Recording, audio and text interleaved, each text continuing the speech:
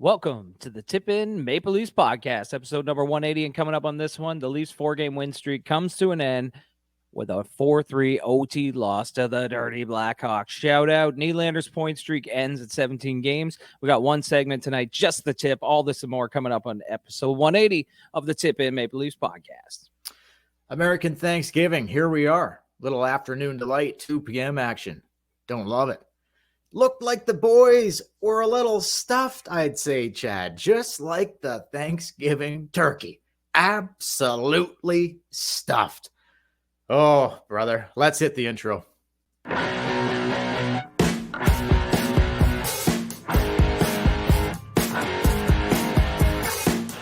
coming out, sends it in a goal. They score! They score!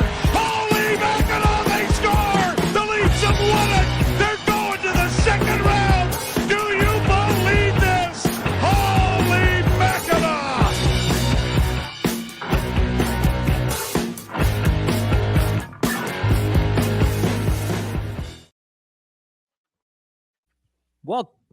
Welcome everybody to the Tip In Maple Leafs podcast. I'm Chad.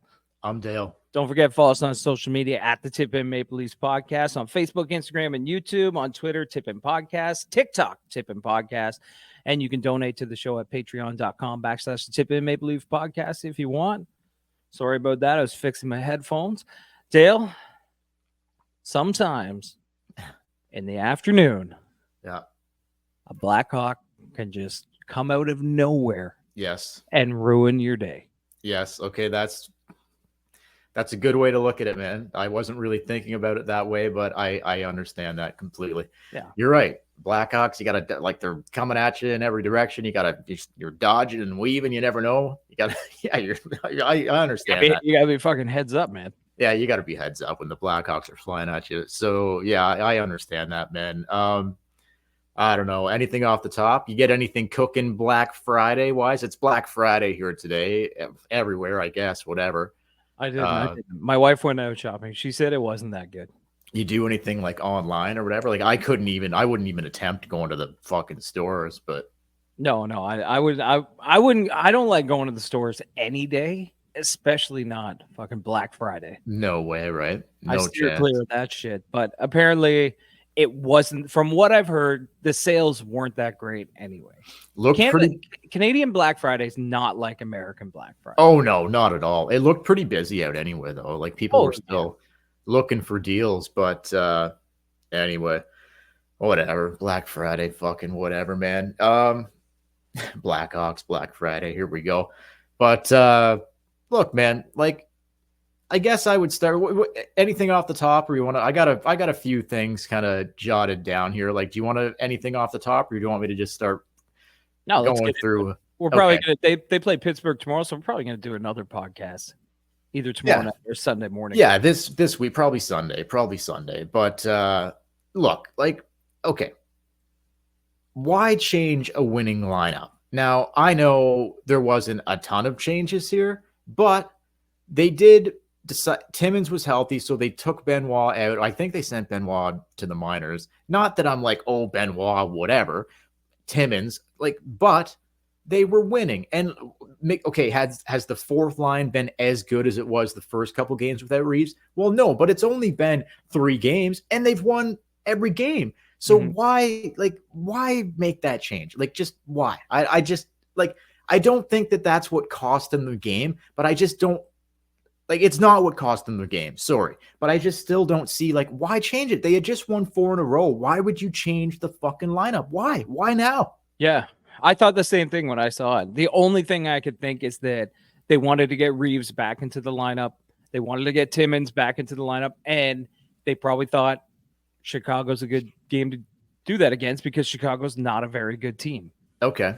Taylor Hall's not playing. Corey Perry. Don't know what the hell's going on with Corey Perry. Like, yep. That's not a real good Blackhawks team. Terrible. They had just lost 5 in a row coming into tonight. They're 5-12 on the season. They had just lost 5 games in a row. Yeah. That's what I thought. So I'm like, okay, I see what they're doing here. It's a good way. Like, you're not, if it was the Boston Bruins, you probably don't change the lineup, but they get Reeves back in because he hasn't played. He didn't play in the Sweden trip. Okay. What are you going to do? I think they looked at it and they thought, okay, it's the Chicago Blackhawks. We should be able to pull out a win here, no matter who's playing. Okay, I can reason with that. I can't reason with this, however. Why weren't they wearing the blue buckets? Oh, what the hell, man? They were perfect with the blue buckets in Sweden. You come back, the first game back, you decide to go back. See, I don't know the ins and outs of this. Like, are they allowed to do it? Or are they not? Like, I don't fucking know. But oh man, like why would you go away from the blue buckets after 2 big wins? It just doesn't make any fucking sense. Like I don't know. Keith changes the lineup, minor tweaks, but he changes the lineup. They don't wear the blue buckets, they wear the white buckets, and here we are with like a 4-3 overtime loss. Turnover, like crazy that they didn't wear the blue buckets, right? Like I mean, let's get serious here. Come on. Yeah. Why change anything? You know what I mean? That's what I'm saying. Like, why you'd won 4 in a row. Now's not the time to be changing shit up. Like, it's just not the right time to be doing that. Anyway, whatever. These guys were stuffed, right? Like, I mean, I imagine like there's not a ton of Americans on the team, but I imagine last night they probably were in Chicago and there was probably turkey freaking dinners flying around the hotel or something. I don't know, or the road, like going out for dinner, whatever. I bet you these guys were just loaded up on stuff. They were like, we got Blackhawks coming at us tomorrow. Let's start stuffing it early here, fellas. Yep. Like, I don't know. Be prepared, right? Like you got to be prepared. You don't know. You don't know when it's going to come. Can you? That's what she said. Can you blame it on the jet lag coming back from Sweden? Yeah, you can. A little bit. Like, I don't, there's Can no you blame it on excuses. the fact that you've only played 2 games in 12 days? Oh, but it's Chicago, man. Like, I know. It's but Chicago. Let's be real, though. For the first 25, 30 minutes of this game, yeah, Toronto completely dominated. Sure, they sure did. Dominated. I mean, after the first 10 minutes, it could have been 4-0 Toronto. It should have been, but it wasn't. The big boys didn't show up. I'll get a little more into that later, but like, it was a turn. Okay, so you're right. But from there on out, it was basically a turnover fest by the fucking Leafs. They were up 3-1 in this hockey game. They blow a fucking 3-1 lead and lose it 4-3 in overtime. Like I just don't see. There's no excuses. I don't see any way that they should have lost this hockey game. It's just like, when do you want to get serious about playing hockey, Toronto? Like, when do you want to get serious about it? Like, how do you not? Come on, man. Like, I mean, if this was Boston, if their first game back was against Boston, or if it was Tampa or something, I'd be like, okay, whatever. Like, who are we talking about here? This should be like half asleep. Is this not the second time they've lost to Chicago? Yeah, it is the second time they've lost to the Blackhawks. What the fuck? Like, oh God, man. I don't know. Like, there's just no excuses. Like, obviously you can say whatever, like jet lag, not you, but just they can say whatever they want to say or spin it however they want to spin it. And I know they're back at it tomorrow night against Pittsburgh, but 3-1 lead blowing to Chicago. Like, how do you do that? How do you even do that? I have no idea. Well, I'll tell you exactly how they fucking do it. Here's how you do it. You do it with fucking soft defense and shitty goaltending. That's how you fucking do it right there. Yeah, but when you say soft defense, that includes the forwards too. Soft team defense. Yeah, soft it's defensive play. And you're right, the big boys. I mean, I thought the JT Nylander Bertuzzi line again was buzzing at the beginning of the game. At the beginning, and then crickets. Well, yeah, but that was the same with the whole team. The whole team was kind of buzzing. Matthews and Marner, I don't know what's going on there. Matthew Nyes, that line, what's up with it? I have no idea. I think they were I think they were a -2. They weren't that good in Sweden either, really. Like, I know Matthews had a goal, whatever, but they haven't been great as of late. Marner has not played well. No, he hasn't been his regular Mitch Marner self. We haven't seen that yet, where he's kind of comes into he's so explosive when he's on his game, right? Like, there are 3 or 4 times during the game where you're like, holy shit, did you see that play Mitch just made? He's not doing that. And then even in overtime, like, what the hell was going on in overtime? Just drop passes to nobody. Like, I don't know, just holding on to the puck for way too long and then taking shots from way too far out. Like, Nylander had the breakaway. That probably should have ended the game and they should have got the 4-3 win, but you shouldn't have been in overtime to begin with. 100%, man. So yeah, Nylander's streak is over at 17 games. He had chances in the first period. He had a chance to get a goal or an assist, and in overtime, He hit every fucking post. hit the crossbar, hit the post. The puck just didn't go in. But anyway, hell of a run by Nylander. Incredible 17-game point streak to start the season. He almost won an OT. Didn't happen, but he almost had a point in the first shift. He did, yeah. Like you said, that buzzing all around the net. They really were, and then kind of just like not very noticeable in this game after that at all. The Nylander line, the top line, okay. They didn't have it. I guess we can chalk it up to that, but I still just don't love Chicago. No, I know, and like fair enough, but like the Leafs didn't have it. I guess we can chalk it up to like, I don't know. I still just don't like the fact that. Like, I'm not going to throw excuses out here. Like, I don't like the fact, and I can't wrap my head around the fact that you're up 3-1 against Chicago. You make it 4-1, the game's fucking over, but they let them back and they let them back. They blow a 3-1 lead and lose it in overtime. Like, I can't get behind that. I can't put there's no positive spin to put on this. Like, they played shitty defensively. The goaltending fucking was shit, in my opinion. Go ahead. That's what I was going to ask you about your impression of Samsonov. Did you think not good? So two of the overtime goal was just a weird bounce off his back. But two of the goals, the first Chicago goal and the one that tied it at the very start of the third period. Yeah, I mean the first one, they were wrist shots and they were kind of hidden behind the defenseman. But he was screened a bit. At the same time, he looks like he's not. I don't know goaltending. But he looks like he's not in position. Those look like shots that should just hit the goalie. They were saying in the intermission on TSN that he was like that first goal specifically. He was right on the goal line. Like he wasn't even out playing an angle. He was like back on the fucking goal line. Like, what are you doing, man? You know you're going to get screened. Goalies know they're going to get screened, so they position themselves to kind of you play the percentages. Like, there's an 80% chance this puck's going to hit me no matter if the guy takes a shot right now. But Samsonov, there's so much open net. Like, you shouldn't be letting in soft wrist shots from the top of the circle. And it's not like they're pegging corners or whatever. Like, it went right through them. It went right through them. That's what I mean. Like, I'm not a goaltending expert, but I just feel like he's got to be out of position because these soft shots shouldn't just be fluttering over your pad. Dude, you know what? Like, okay, the thing with the goalies here, like Samsonov in particular, but I guess Wall to a lesser extent, but still Wall as well. Like this afternoon was a perfect example of how the team didn't have it.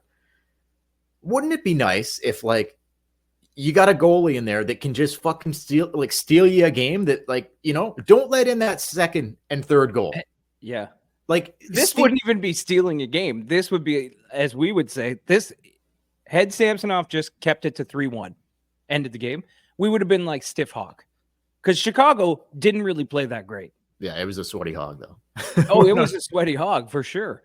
But no, you're like, but like stealing a game is almost like a spread eagle where the other team has 40 shots, but you hold them in and you get the win. This is, you're not even asking them to steal the game. You're like, okay, can you just hold Chicago to one goal? We'll let them shoot from the outside. Just hold them to one goal. And he's like, I'm not pinning the loss on him, but he didn't help. He didn't help the effort to like. No, he didn't help him. So, but he's also. I mean, he's played one game. He's only played one game in 12 days. Fair. So what? Like, no, I'm just saying, like, with I know he's rested, but at the same time, you know what it's like anytime you get out of your rhythm on anything like that. Like, if you're a guy who exercises all the time, or if you're a guy who does this all the time, and then you take 12 days off and only do it once, it is tough to get back into the rhythm. It is, but sometimes like guys will rise to the occasion and be like, we've had some time off, the first game back, and they're really good. Like, look, you think he would get better as the game went on, but I felt like he was getting worse as the game went on. For sure. Like, look, for me with the goalies, like, remember back in the day when the Leafs had Cujo and Belfour, and like, if the team basically played a piss poor or put forth a piss poor effort in front of them, those guys would win. How many games did Cujo and Eddie Belfour win the Leafs that they had no business fucking winning? I'll tell you Right? this. The Ottawa Senators would have a lot more goddamn playoff series victories if it wasn't for Cujo and Eddie Belfour. Right? Because they had better teams and they shelled Toronto. Like, where is that type? And I'm not talking that, but just like give us something where like the team is not really in it. So the goalie, step the fuck up, whether it's Samsonov or Wall, whatever, we can just say it's been many occasions, but like let's just say tonight, for example, like it step up and win them a fucking game. Like make the saves, don't let in the fucking tying goal, and just I don't know. Do you know what I'm saying? It's frustrating because we had such a luxury with those guys in particular, Curtis Joseph and Eddie Belfour. We're like, dude, like we would walk. Like, that shows you how hard it is to find those guys because that was like 20 years ago. No, I know. And I think the closest we've had since then is Freddie Anderson. For sure. Like I'm not comparing these two guys to Cujo and Eddie Belfour. I'm just saying like there once was a time when we had guys back there that the team could kind of play like shit or not have it on a night and we would still fucking win because the goaltending would get the fucking job done. Here, we don't know what we're fucking getting from game to game. It's like Samsonov might be okay tonight or he might be fucking shit. Wall, he might be okay, but he might let in fucking 5. We don't know. Yeah.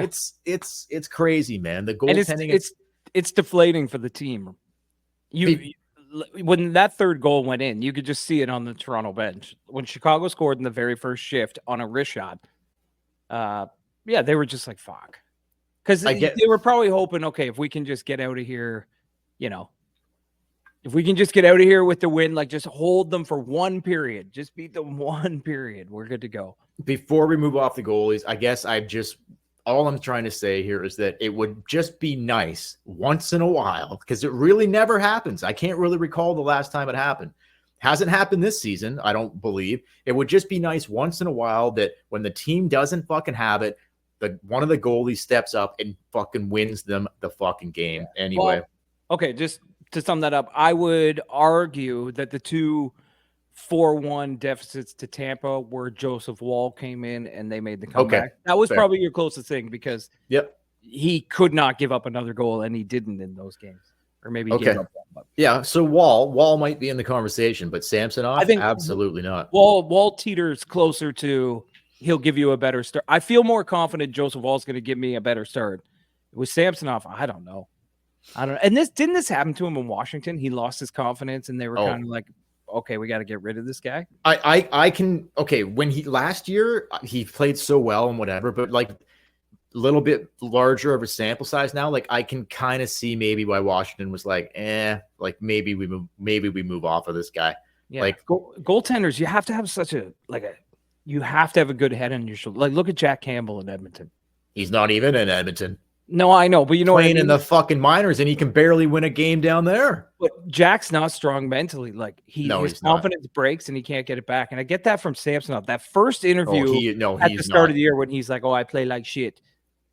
He's not there mentally. Did you watch the post game after this one before we did this podcast? No. What did he say? Same thing. Played like shit. Yep. I don't know. Maybe you should just ride Joseph Wall for a bit. I was thinking that, but I don't think Sheldon Keefe's going to do that. Not at this point. It's still like tonight was they're almost at the 20 game mark, but like I think you got to try to get them both going. Like I don't think you can pull the shoot on Samsonov as of just yet, but I don't know. We'll see. But all this goalie talk and blowing the 3-1 lead, Chad, I'll tell you what, and it's getting colder outside, and they just lost to 4-3 in overtime to the Blackhawks, blowing a 3-1 lead. Oh, goodness. I think the only thing to do this weekend, folks, is spend a little time in front of your phone, your tablet, or your desktop with our friends at Brazzers. Chad, would you like to take a little minute and hear from them? I sure would. Or us, really, just telling you what it's all about? Let's hear it.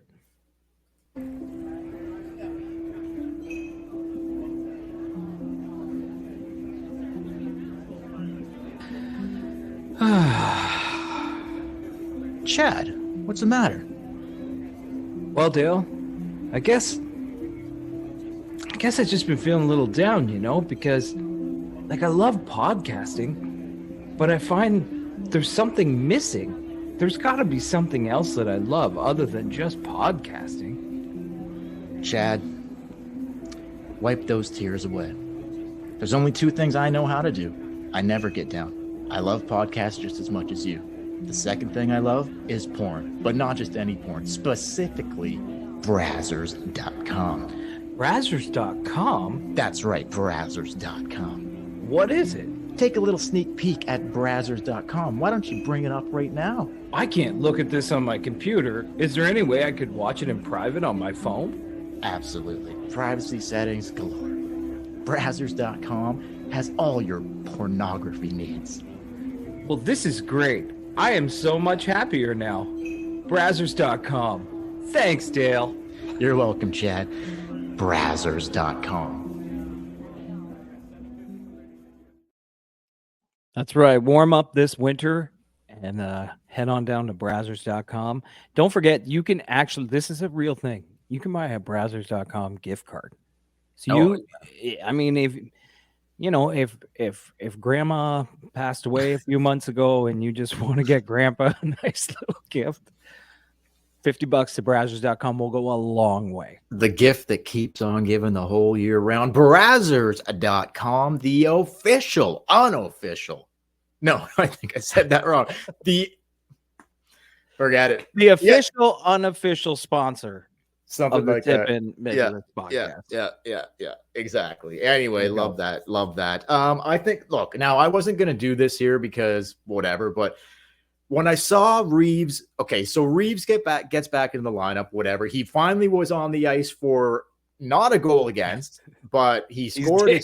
Digging himself out of the hole. Well, slowly but surely. 10 goals against now, 1-4. Well, Reeves has been on the ice, but I thought maybe this was a tip in. I wasn't sure, but when they went to the TSN panel and Drager said Reeves with the nice tip in, I'm like, all right, fuck, whatever. Let's just do it. So this is going to be the shortest edition ever of just the tip. But Chad, let's just do it right now. It's time for Just the Tip. Perhaps play a little game called Just the Tip. Just for a second, just to see how it feels. How about we play a little game called Just the Tip? All right. So how did you see this? Because I agree with you. I was like, I don't think, because I'm watching the game. I know we're doing a podcast after. I see the goal get in, and I'm like, I doubt Dale calls that a tip. This is the worst tip-in I've ever seen. Okay. It's a sloppy tip. Very sloppy. He just happened to be in the, I don't even know who fucking passed it to him. Was it a Camp or Gregor? I don't even know who it was. Anyway, whatever. All that matters here, folks, is that, look, we've shit on this guy all season long. They lost the game, but Reeves did get his first goal of the season. It happened to be, going to do this if you're watching on YouTube, if you're listening, using quotation marks here. It happened to be a tip-in, kind of. If Drager calls it a tip-in, I guess he knows what's up, kind of. Quotation marks there, too. Drager knows what's up. But anyway, I don't know. Yeah, it was a tip-in. So we've shit on him, right? Like for basically 2 months straight. So give him a little bit of credit here. Welcome to the club, Ryan Reeves. His first tip-in as a Toronto Maple Leaf, his first goal as a Toronto Maple Leaf. Just the tip, Ryan Reeves. Nothing special here. I don't see it. Nothing special. But, hey, yeah, we can call it a tip. We can call it a tip. So if you want to add anything, please do. A tip. Now, word has it that he is going to go home and stuff a little tip in later.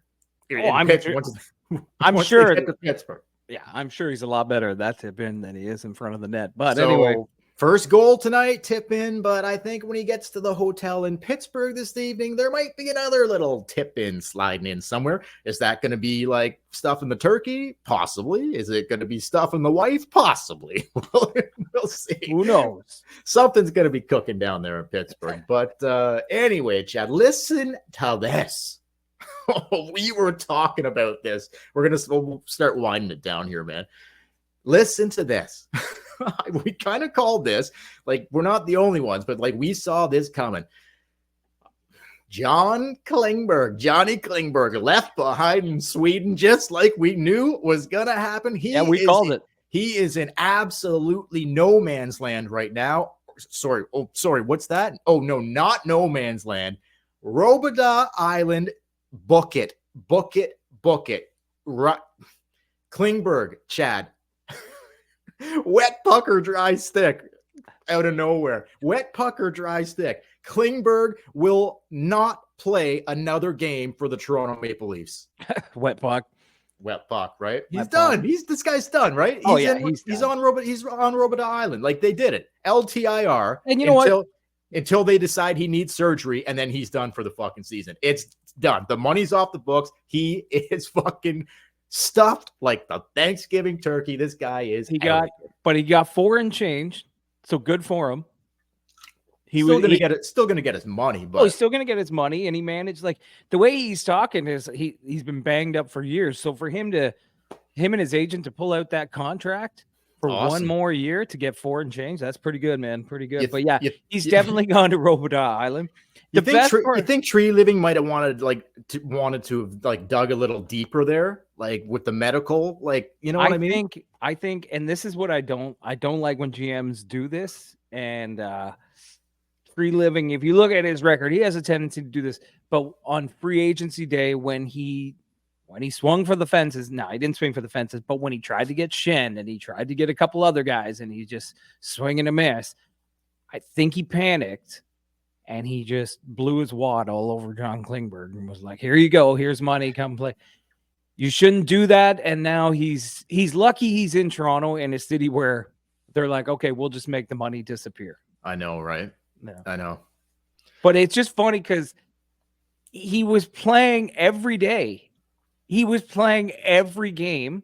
Yeah. Got hurt in preseason, though. He did. Okay, yeah, but he was playing every game to start the year. He was quarterbacking the power play. And then his game starts to fall off just a little bit. Yeah. And then it starts to fall off a lot. Yeah. And then he's got just a little injury, so we're just going to keep him out of the lineup. Yep. They do that. Then they bring him back to play, and he's still shit. So they're like, oh, he's still kind of, banged up. Banged up a little bit. And then they go to Sweden. Then they go to Sweden, his home country. Can't play. And then he never comes home. Never comes home. No. It's just crazy. Yeah. Like, I know it is. It all, and this is all within the first 5 weeks of the season or 6 weeks. Just crazy. It is crazy. Anyway, he's still driving around looking for the plane. 100%. He's just lost. He's just lost. Anyway, he'll be fine. But he might. Mike Johnson was saying, like, potentially his career might be done. Yeah, it's possible. Would you sign him after this? Not a chance. But it would have to be. No, I wouldn't personally. But would somebody sign him for he's going to have to maybe work his way back, like league minimum. I never thought Murray would get a fucking Matt Murray. Like, we got two guys on the island this year. Oh my God, Matt Murray. Well, Matt Murray's around, but Matt Murray's had surgery and he's getting paid not to play. Klingberg's now gone there. It's crazy, man. Anyway, whatever. Who's next? Well, fuck. I love that it clears the cap space, though. I absolutely love that. We'll get more in it. I don't like talking potential. Friedman is floating out there, Tanev still, and some different stuff. But I'll ask you this, though. When you saw that he had gone to Robidas or that they had left him in Stockholm, I was thinking right away, okay, there's a trade coming down the pipe. No, I wasn't thinking that. When they put him on LTIR, I was like, I bet we might hear a trade in the next couple of days because they could have something on the table, but Tree Living's like, all right, well, first I got to free up the cap space. Then we can make the deal. It would have been a nice time to make a deal after you had just won 4 straight and you are dealing from a position slightly of strength rather than who knows what's going to happen now if they start sliding after they come home from Sweden. But anyway, whatever. Klingberg's gone. I don't think we'll see him again, but stranger things have happened, but I think he just magically disappears, and that's the end of that. But last thing I got before we go, Chad, is the Toronto Maple Leafs have taken 7 too many men on the ice penalties this season, which leads the NHL. This was the 18th game the team has played this season. 7 too many men on the ice penalties. They're a fucking NHL team. Is this coaching? Is this just lack of fucking concentration by the players, not reading the play, not knowing who's over the boards next? Help me explain or help me understand this, please. It's both. I mean, anytime there's a too many men on the ice penalty, they usually blame the coach. But anybody knows if you've played any level of hockey ever, too many men on the ice penalty always happens because you're not paying attention. That's why it happens. The coach taps you on the back. He's like, you're up next. And you just fucking like jump out on the ice, or you forget who your man is that you're taking off, or you're just not paying attention. And that's not a good sign that these guys on a regular basis keep doing it. Don't even know who's on the ice or how many guys are on the ice. 7 times in 18 games. Think about that. I know. That's fucking crazy. That would drive the coach fucking mental. Like, he would be laying awake at night thinking, what the fuck are these guys doing? And I would understand if they were taking these during like when Keefe pulls the blender out, because that gets a little more confusing, right? When he's switching all the lines, like who's playing with who. But he hasn't really done that. And you're still taking the too many men on the ice. It's a dumb one. When that happened today, I actually thought about that. I was going to text you and say, how many is that this year? 7 leads the league. It's crazy, man. It is crazy. Anyway, that's all I got for tonight. We'll be back, Chad. We'll be back. We'll be back. They're going to Pittsburgh tomorrow. Joseph Wall will be in goal for the Toronto Maple Leafs. Kyle Dubas will get to see his old team for the first time. Yeah, we'll be back Sunday night. We'll have an episode up probably late Sunday night. Be ready to go for Monday morning, all that stuff. Yeah, so listen, everybody, for the Tip In Maple Leafs podcast. Thank you for listening. Once again, follow us on social media at the Tip In Maple Leafs podcast on Facebook, Instagram, YouTube, at Tip In Podcast on TikTok and Twitter. Also, if you can, Spotify now has reviews. You can leave a 5-star review on Spotify. So if you listen to us on Spotify, if you could go there and you like the show, you could give us a 5-star review. Same with Apple Music. But Spotify, I didn't know Spotify had the stars. I use Apple Music to listen to my podcast, and I checked out Spotify, and we could really use a couple of reviews or a couple 5 stars to boost us up. So if you could do that, we really appreciate it. And until next time, I'm Chad. I'm Dale. We will. A little Dubas action, Chatty, tomorrow night. That should be an interesting one coming off of this 3-1 blowing lead loss to the Chicago Blackhawks. Shout out. Thanks for watching, guys. Thanks for listening. Like and subscribe on YouTube. Go Leafs, go. Let's start a new win streak tomorrow night in Pittsburgh. Let's get it cooking, boys. Keep the stuffing and the turkey away. You might want to just ease up on that. Eh? Yeah. You know, like just take it easy. Booze. There, just booze. Nothing but booze. Right, exactly. Take it easy there, fellas. Anyway, guys, hey, we'll see you Sunday night. Thanks for watching. Thanks for listening. We'll catch you later.